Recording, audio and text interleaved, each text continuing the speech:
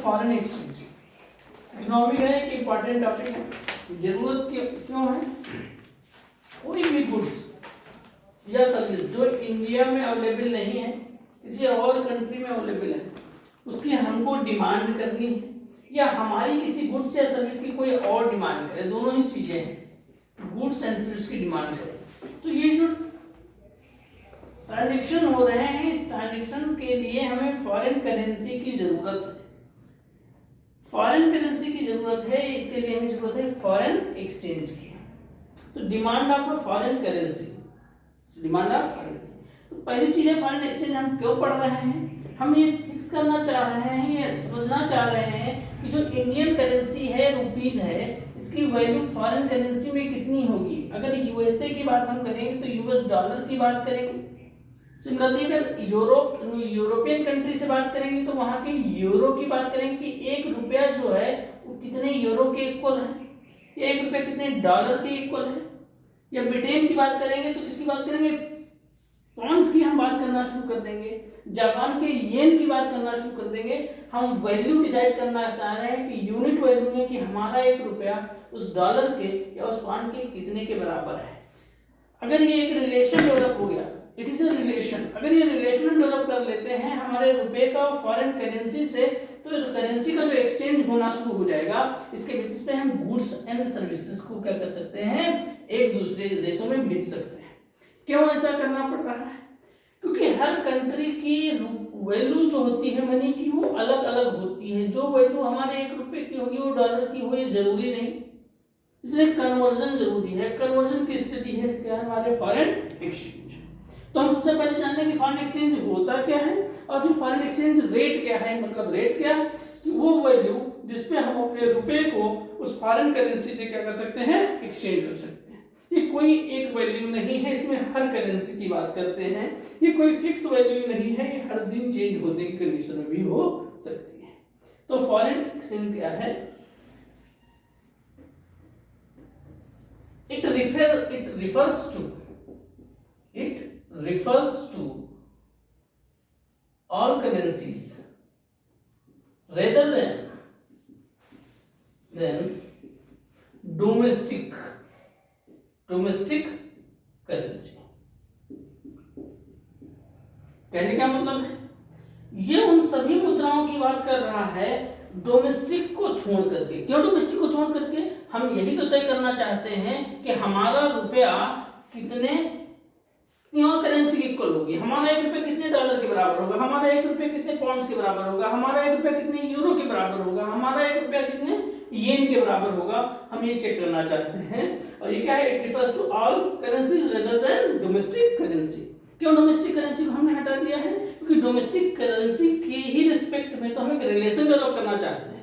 Actually ये क्या है? एक रिलेशन कि हमारा रुपया उस फॉरेन करेंसी के कितने के बराबर होगा, ये स्टडी करना है। और वो कितने के बराबर होगा ये बताता है हमारा rate of foreign exchange.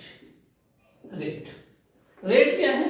Rate तय कर देता है। अगर मैं मान लूं कि हमारे जो 17 रुपीज हैं, ये अगर $1 के बराबर है, यूएसए की बात करते हैं, तो ये क्या है? रिलेशन मीन्स क्या है? A unit value of dollar equal to the Indian currency। तो किसी और कहने का क्या मतलब है? यहाँ परचेजिंग पावर की बात हो रही है। किसकी? करेंसी की परचेजिंग पावर। हम यहाँ पहले क्या करेंसी खरीदते हैं अपने यहाँ लोकल में? हम गुड्स खरीदते हैं या सर्विस खरीदते हैं कि हम कोई बिस्किट खरीद लें, या हम क्या करें मोबाइल रिचार्ज करवा लें, कोई गुड्स लें या सर्विस लें। लेकिन यहाँ हम क्या ले रहे हैं? हम अपने रुपए को कन्वर्ट करना चाहते हैं किसी और करेंसी के रिस्पेक्ट में। यहाँ पे दूसरी करेंसी भी एज ए गुड्स ही काउंट हो रही होगी। ये क्या है? जिस रेट पे हमारे मनी का कन्वर्जन हो जा रहा है फॉरेन करेंसी में, that is a foreign exchange what rate. क्या है? Foreign exchange rate. अब बात यह है कि ये फॉरेन एक्सचेंज रेट है तो क्यों है? दो बेसिस से पढ़ेंगे। और हमारे पास ये आता कहां से? आपके पास में रुपया आ कहां से रहा है, जा कहां से? रुपया आप अपने यहाँ छाप रहे हैं, लेकिन ये तो आपको अथॉरिटी में है नहीं, अधिकार क्षेत्र में है नहीं, तो आपके पास कहीं से आ रहा होगा या कहीं से जा रहा होगा। तो ये दो ही बेसिस होंगे। एक को हम बोल देते हैं इंपोर्ट और एक को बोल देते हैं हम एक्सपोर्ट। आयात करते समय और निर्यात करते समय इन दोनों ही सिचुएशन में हमको किसकी जरूरत होती है? फॉरेन करेंसी की जरूरत होती है। तो जब हम कुछ इंपोर्ट करेंगे, पहली सिचुएशन करेंगे तो हमको कुछ मंगाना है, तो मंगाने से पहले हमको क्या करना चाहिए? वो करेंसी चाहिए ना, एक्सचेंज चाहिए। तो हम क्या कर रहे होंगे? डिमांड कर रहे होंगे। किसकी डिमांड कर रहे होंगे? फॉरेन करेंसी की। और कोई दूसरा कंट्री जो है क्या कर रहा है? हमारे यहां से कुछ खरीद रहा है। वो दूसरा कंट्री हमारे यहां से क्या कर रहा है? इंपोर्ट कर रहा है। या हम कहें, हम अगर इंडिया के रिस्पेक्ट में बात करेंगे तो हम इंपोर्ट करते हैं तो फॉरेन करेंसी की हम डिमांड कर रहे हैं इस समय, और जब हम एक्सपोर्ट करते हैं तो फॉरेन करेंसी क्या हो रही है? हमारे यहाँ आ रही है, सप्लाई हो रही है हमारे यहाँ। तो दो चीजें हैं, जब हम डिमांड कर रहे हैं तो करेंसी का हमारे यहाँ से क्या हो रहा है? आउटफ्लो हो रहा है। और जब हम एक्सपोर्ट कर रहे हैं तो क्या हो रहा है? यहाँ से क्या मंगा रहे हैं चीजें, तो क्या हो रहा है? हमारे यहाँ से फॉरेन करेंसी बाहर जा रही है। कौन सी करेंसी जा रही है? जो हमने रुपए के बदले में खरीदी है, वो करेंसी कहाँ जा रही है? बाहर की तरफ जा रही है। Very good. और जब हम चीजें क्या कर रहे हैं? बाहर बेच रहे हैं, यानी हम बाहर की वस्तुएं और सेवाएं किसी और कंट्री को दे रहे हैं, तो मनी का क्या हो रहा है? इनफ्लो हो रहा है। इन्हीं दो के बीच में तो बैलेंस बनाना है हमको, आउटफ्लो और इनफ्लो। हमारे यहाँ फॉरेन करेंसी ज्यादा हो जाएगी तो उसकी वैल्यू कम हो जाएगी, हमारे यहाँ फॉरेन करेंसी कम हो जाएगी तो उसकी वैल्यू क्या हो जाएगी? ज्यादा हो रही। सिंपल सा डिमांड एंड सप्लाई पे लागू होता है। अब हमारे यहाँ ज्यादा होने या हमारे यहाँ कम होने से क्या फर्क पड़ेगा? हमारे यहाँ ज्यादा और कम होने से हमारा अंदर की ट्रेड की बात नहीं करते हैं, हम बाहर से जो भी इंपोर्ट करते हैं जैसे क्रूड ऑयल वगैरह, वो हमारी खरीदने की क्या होगी? कैपेसिटी कम हो जाएगी। तो हमें कितने रुपए की जरूरत है ये देखना होगा। तो डिमांड ऑफ फॉरेन जो है, जो हमारे पास आउटफ्लो हो रहा है, हमारे पास से मनी जा रहा है उस कंडीशन में, और इनफ्लो हो रहा है उस कंडीशन में। तो डिमांड ऑफ फॉरेन करेंसी के लिए हम इसमें पढ़ेंगे, एक इसके लिए पढ़ेंगे सप्लाई ऑफ फॉरेन करेंसी के लिए। तो ये किसके लिए है? Demand of foreign currency, of foreign exchange currency का हम यहाँ फॉरेन एक्सचेंज के टर्म में पढ़ लें, और यहाँ पे सप्लाई ऑफ फॉरेन एक्सचेंज के टर्म। आप कंप्लीट लिखिएगा फॉरेन, यानी क्या होगा? देशी विनिमय। ठीक है।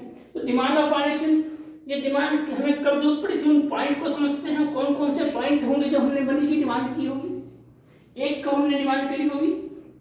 जब हमने कुछ इंपोर्ट किया होगा, इसके अलावा कोई कारण है क्या?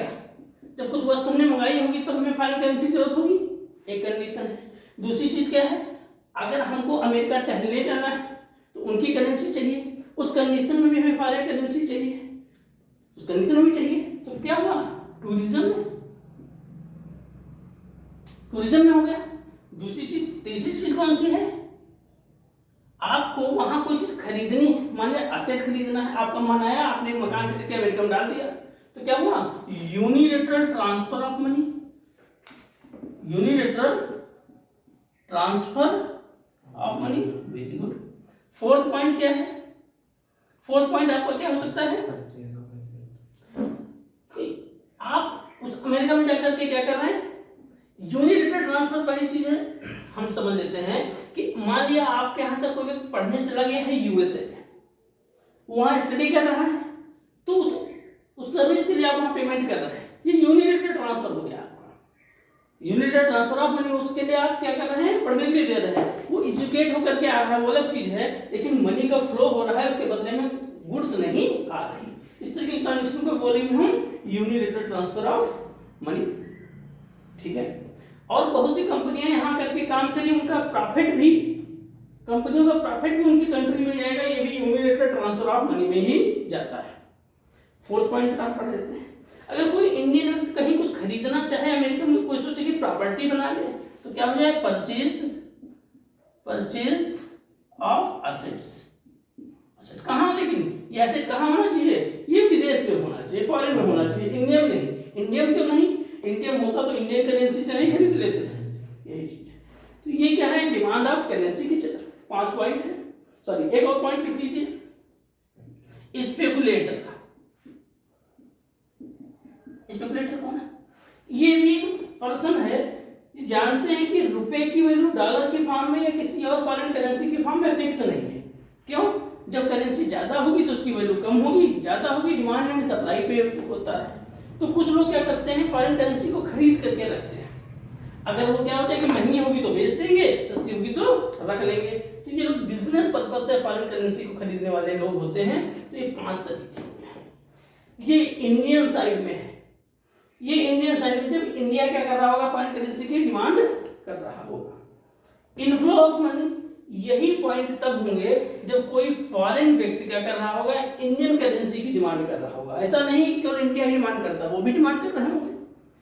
उस कंडीशन में भी हमारे पॉइंट यही रहेंगे, क्या होगा, अब बस इंपोर्ट की जगह क्या हो जाएगा, एक्सपोर्ट ऑफ गुड्स हो जाएगा, वेरी गुड हो जाएगा। वहां भी टूरिज्म होगा, लेकिन किनका, उनका टूरिज्म, यानी टूरिस्ट फ्रॉम अब्रॉड, जो विदेश से टूरिस्ट आ रहे हैं उनके लिए भी होगा। वो यहाँ पैसा देकर के जाएंगे। यूनिलैटरल ट्रांसफर यहाँ पे भी होना चाहिए।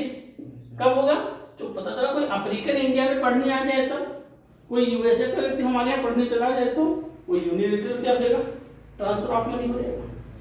कोई फॉरेनर क्या करना चाहे, हमारे यहाँ इन्वेस्टमेंट करना चाहे, असेट खरीदना चाहे, हम देख रहे हैं सैमसंग वगैरह के हमारे यहाँ क्या करती है, प्लांट लगाती, इन्वेस्टमेंट करती है, ये आगे असेट खरीदती। तो वो असेट क्या अपने रुपये में करेगी, नहीं, उसको इंडियन करेंसी में चाहिए, तो इनफ्लो हो जाएगा मनी का। ठीक है, फिर क्या है, यहाँ पे भी स्पेकुलेटर्स होंगे। हो सकता है कोई फॉरेनर इंडिया के मनी को क्या करना चाहे, खरीदना चाहे, खरीद के रखते भी। और बहुत सी कंट्री क्या करते हैं, अदर कंट्रीज की करेंसी को खरीद करके रखते हैं। जैसे हमारा आरबीआई खुद में भी क्या करता है, कुछ डॉलर भी रखता है, कुछ यूरो भी रखता है, हर चीज रखता है, फॉरेन करेंसीज को रखता है, जरूरत के हिसाब से उनको क्या कर ले, यूज कर ले। तो on the basis of demand and on the basis of supply. तो डिमांड साइड का एक ग्राफ समझ लेते हैं और सप्लाई साइड का ग्राफ समझ लेते हैं। ग्राफ समझ लेंगे और कॉन्सेप्ट क्लियर हो जाएगा। सिंपल सा ग्राफ है।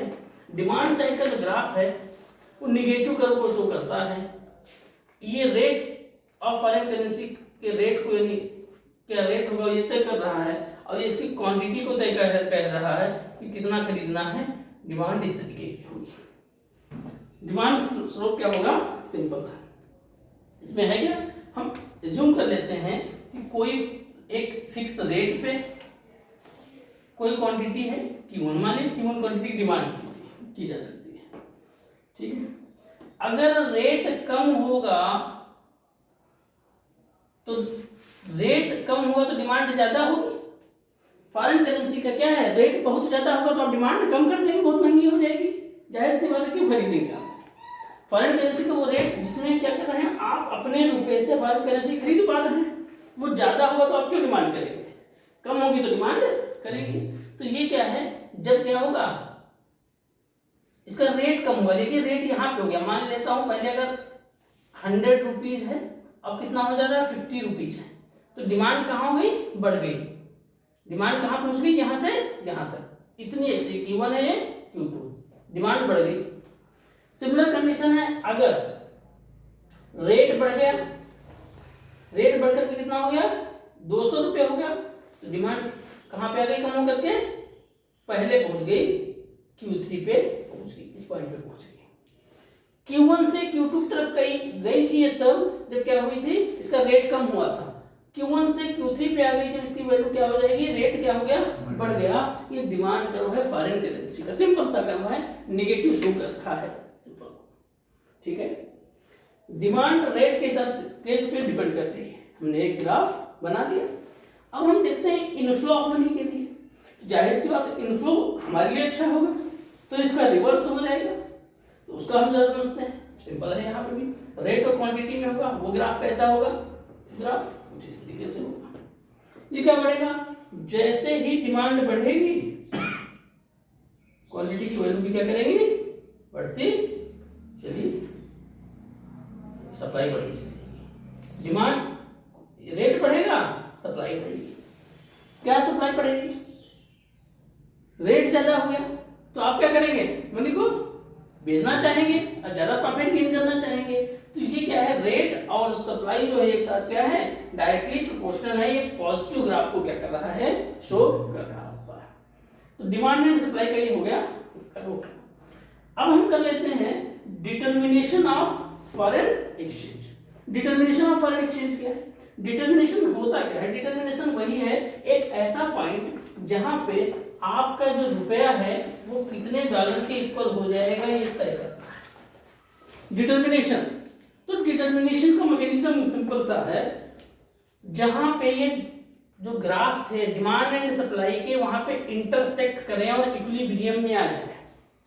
आपने पढ़ा ना, रेट का और क्वांटिटी का ये डिमांड करो जहां पे टकरा जाए, एक दूसरे से मिल जाए, कौन सी इक्विलिब्रियम स्टेज आ जाए जहां पे डिमांड और सप्लाई करो जो है एक दूसरे से क्या हो जाए, मिल जाए।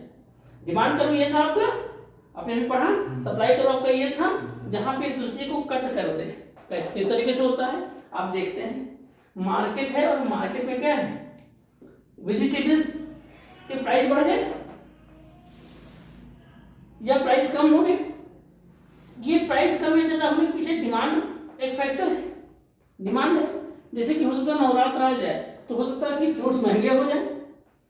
अब क्या इतने महंगे हो सकते हैं कि कोई खरीद ही ना पाए, उस लिमिट में भी, एक लिमिट में ही तो इंक्रीज होते हैं प्राइस, वो अपना प्रॉफिट तो ले रहे होते हैं लेकिन एक लिमिट में। वो किस पे डिपेंड होता है, डिमांड एंड सप्लाई पे। कभी ऐसा नहीं होगा कि प्राइस इतने हो जाए कि कोई व्यक्ति खरीद ही ना पाए, उस कंडीशन में रेट फिर से डाउन हो जाएंगे। प्रॉफिट बेस्ड मैकेनिज्म है लेकिन किस पे काम करती है, डिमांड एंड सप्लाई पे काम करती है। तो ऐसे ही फॉरेन एक्सचेंज यानी विदेशी मुद्रा भारत की मुद्रा के कितने क्या किस वैल्यू के किस यूनिट के इक्वल होगी, ये कब होगा, जब डिमांड एंड सप्लाई का क्या करते हैं, इंटरसेक्ट कर दें, एक दूसरे को इंटरसेक्ट कर दें, इक्विलिब्रियम की स्टेज हो जाए। ठीक है, तो ये डिमांड एंड सप्लाई को इंपैक्ट डालने वाले दो फैक्टर हम समझ लेते हैं और इससे इंपोर्ट और एक्सपोर्ट का भी कॉन्सेप्ट क्लियर हो जाएगा। ठीक है, किसका, डोमेस्टिक करेंसी के, कौन से, depreciation and appreciation, on the basis of depreciation and on the basis of appreciation. यानी एक बार वैल्यू की वैल्यू अपनी किसकी, डोमेस्टिक वैल्यू की वैल्यू क्या करना है, कम करनी है। एक बार अपनी डोमेस्टिक जो करेंसी है उसकी वैल्यू को क्या करना है, बढ़ाना है। हम क्या बताना चाहते हैं, हम अपनी डोमेस्टिक करेंसी की वैल्यू को एक बार बढ़ा रहे हैं, एक बार कम कर रहे हैं। डोमेस्टिक करेंसी की कौन सी वैल्यू, कौन सी वैल्यू होती है, इसकी परचेजिंग पावर की, किसकी बात होती है, परचेजिंग पावर। कौन सी परचेजिंग पावर, यहाँ परचेजिंग पावर है कि इससे कितनी फॉरेन करेंसी आप खरीद सकते हैं, या समझ लीजिए क्या है आपकी डोमेस्टिक करेंसी। पहले आप क्या लिख रहे हैं, डोमेस्टिक करेंसी जो आपकी करेंसी, इसकी वैल्यू बढ़ रही है कि कम हो रही है, कैसे बढ़ेगी कैसे कम होगी ये देखते हैं। जो कम होने वाली वैल्यू उसको हम बोलते हैं डिप्रिसिएशन। क्या बोलते हैं, डिप्रिसिएशन यानी मूल्यह्रास। वैल्यू बढ़ने को बोल देते हैं एप्रिसिएशन। भी वैल्यू से हम समझेंगे और क्लियर हो जाएगा। एप्रिसिएशन मूल्य वृद्धि, एक मूल्यह्रास, आपके रुपए की वैल्यू कम हो गई। अमाउंट की बात मैं नहीं कर रहा हूं, फिजिकल क्वांटिटी की बात नहीं कर रहा हूं। डिप्रिसिएशन क्या कर रहा है, वैल्यू कम हो रही। वैल्यू कम होने का मतलब क्या है, उसकी खरीदने की क्षमता, परचेजिंग पावर, कौन सी क्षमता। ऐसे तो हमने जीडीपी वगैरह निकाली थी, इन्फ्लेशन निकाला था, नहीं, यहाँ को किसकी बात हो रही है, यहाँ उस रुपए से आप कितनी फॉरेन करेंसी खरीद सकते हैं। ये फॉरेन ट्रेड के लिए है, ये फॉरेन एक्सचेंज के लिए, इंपोर्ट और एक्सपोर्ट के लिए, ये समझ लीजिए क्यों। ये आपकी वही करेंसी से फॉरेन करेंसी खरीदना चाह रहे हैं, क्या करना चाह रहे हैं, परचेज करना चाह रहे हैं। ये यूनिट वैल्यू को चेक करने का एक तरीका था। तो हम सबसे पहले लिख देते हैं एक तरफ डिप्रिसिएशन, डिप्रिसिएशन एक तरफ लिख देते हैं हम एप्रिसिएशन। डिप्रिसिएशन क्या कह रहे हैं, इसकी डिप्रिसिएशन मतलब क्या था, वैल्यू कम होना, वैल्यू कम होना, इसकी डोमेस्टिक करेंसी की वैल्यू का कम होना। किस तरीके से कम होना, क्या समझते हैं कि पहले हो सकता है $1 जो हो कितने का हो, 60 रुपए का, और हो सकता है $1 क्या हो जाए, 70 कर दे। ये देखिए क्वांटिटी तो बढ़ती नजर आ रही है कि 60 और 70 है, लेकिन इससे क्या हुआ, आपकी वैल्यू जो है रुपए की वो कम हुई ना, कम हुई। क्या, कैसे कम हुई, जब आप 60 रुपए की जिस वक्त 60 रुपीज पे करके आप $1 खरीद पा रहे थे, अब 70 रुपीज पे करके $1 खरीद पा रहे हैं। ये क्या हुआ, डिप्रिसिएशन हो गया। तो क्या है, उसकी वैल्यू कम हुई। अमाउंट फिजिकल वैल्यू क्वांटिटी तो बढ़ी लेकिन कम हुई। अभी समझते हैं इसका इम्पैक्ट है। एप्रिसिएशन में जैसे इसका रिवर्स हो जाएगा, क्या रिवर्स हो जाएगा? मान लिया अगर $1 जो है ये है 70 रुपीज का है, ठीक है। अब $1 कितने का हो जाए? 60 रुपए का हो जाए। ये क्या हुआ? ये एप्रिसिएशन हो गया। अब पहले क्या था? पहले की बात मैं कह रहा हूं, $1 खरीदने के लिए 70 रुपए खर्च करने पड़ रहे थे, $1 खरीदने के लिए 60 रुपए खर्च करने पड़ रहे हैं, ठीक है। अब इनका रोल क्या होने वाला है हमारे इंपोर्ट और एक्सपोर्ट के सीन, किस तरीके से हमारा फॉरेन करेंसी पे हमारे पास आ रही होगी, इनफ्लो हो रहा होगा कि आउटफ्लो हो रहा होगा, ये हम समझ जाएंगे, ठीक है। जरा समझिए, अब इंडिया के रेस्पेक्ट में अगर हम बात करें कि अगर यहाँ पे एक पेन खरीद मिलता है वो ₹1 का है, तो 60 रुपए में 60 पेन यानी 60 पेन परचेज किए जा सकते हैं, ठीक है। एक पेन कितने का है? मानते हैं 1 पेन का जो है प्राइस कितना है? ₹1 है, तो 60 रुपीज के 60 पेन खरीदे जा सकते हैं कि नहीं? तो 70 रुपीज के 70 पेन खरीदे जा सकते हैं, ये भी फिक्स है। अब जरा आप विदेशी बन जाइए, फॉरेनर है, आप पहले $1 खरीद कर खर्च करके कितने पेन खरीद पा रहे थे? 60। अब $1 खर्च करके कितने पेन खरीद पा रहे हैं? 70। यानी क्या 60 यूनिट से 70 ये प्रॉफिट है ना? किसका प्रॉफिट है? उस व्यक्ति जिसके हाथ में $1 है, उस व्यक्ति जिसके हाथ में $1 है, इसका मतलब क्या करेगा? वो $1 यहाँ भेजेगा, यहाँ से सामान खरीदेगा, उसको ज्यादा यूनिट्स मिल रही है, ज्यादा यूनिट्स मिल रही हैं और भारत की वस्तुएं यहाँ से बाहर जा रही है, मनी इनफ्लो हो रहा है। इसका मतलब क्या है? इनफ्लो तो यहाँ पे हो जाएगा फॉरेन करेंसी का इनफ्लो हो जाएगा, और आउटफ्लो हो जाएगा किसका? गुड्स या सर्विसेज का। तो इससे हमारा क्या बढ़ेगा? एक्सपोर्ट बढ़ेगा कि नहीं? एक्सपोर्ट बढ़ेगा। इसका मतलब है जब डिप्रिसिएशन होता है तो भारत का क्या बढ़ता है? एक्सपोर्ट बढ़ता है। ये चीज क्लियर हो गई? ठीक है। क्यों बढ़ता है आपने एग्जांपल से समझ लिया, ठीक है। यहाँ पे आ जाइए, और एक्सपोर्ट बढ़ता है इसका मतलब क्या है? फॉरेन करेंसी रिजर्व भी बढ़ता है। फॉरेन करेंसी रिजर्व बढ़ता है, एक बात दिमाग में बिठा लीजिए, जब फॉरेन करेंसी रिजर्व कम हो जाएगा, जैसे ही कम हो जाएगा, गवर्नमेंट को क्या करना पड़ता है? डिप्रिसिएशन। डिप्रिसिएशन क्यों करना पड़ता है? अपने एक्सपोर्ट को बढ़ा करके। एक्सपोर्ट बढ़ाने से होता क्या है? उसकी वैल्यू, उसके पास में मनी ज्यादा होती है, ठीक है। तो डिप्रिसिएशन कहने का मतलब है आपका रुपया कमजोर तो हो रहा है, लेकिन ये क्यों किया जा रहा है? ये एक्सपोर्ट को बढ़ाने के लिए, फॉरेन करेंसी को बाहर से लाने के लिए। ये समझते क्या? अब उल्टे एप्रिसिएशन में अब क्या है?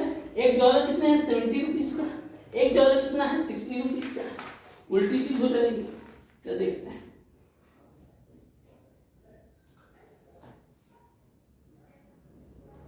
अब इंडिया का कोई व्यक्ति क्या करने वाला है? 70 रुपीज खर्च करके $1 लेता मिलता, और मान लिया उस $1 में क्या करता है?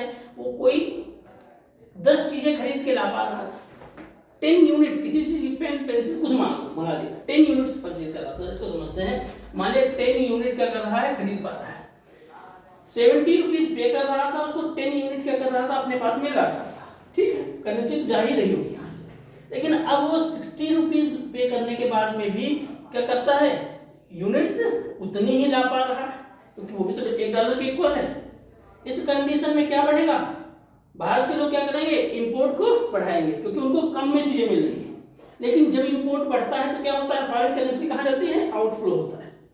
समझ में आ रही बात है? इससे क्या बढ़ेगा? हमारा इंपोर्ट बढ़ेगा। इससे इंपोर्ट तो बढ़ेगा, लेकिन फॉरेन करेंसी रिजर्व क्या हो जाएगा? कम होना शुरू हो जाएगा। तो गवर्नमेंट को इसी बीच में बैलेंस बना करके रखना है कि हमारे पास फॉरेन करेंसी रिजर्व बना रहे, बीच में बैलेंस बना करके रखना होगा कि कितनी मनी हमको कहाँ पे खर्च करना है, ठीक है। अब इसका अगला पॉइंट जो है, हम एप्रिसिएशन डिप्रिसिएशन पढ़ दिया। अब ये होता कहाँ पे, किस तरीके से होता है? फॉरेन एक्सचेंज के कितने तरीके होते हैं वो समझेंगे। टाइप्स ऑफ फॉरेन एक्सचेंज, हम क्या पढ़ रहे हैं? टाइप्स ऑफ फॉरेन एक्सचेंज समझते हैं। At a fix value, at a fix value, at a flexible value, and third is a managed float. Managed float. Fixed value, flexible value and managed float.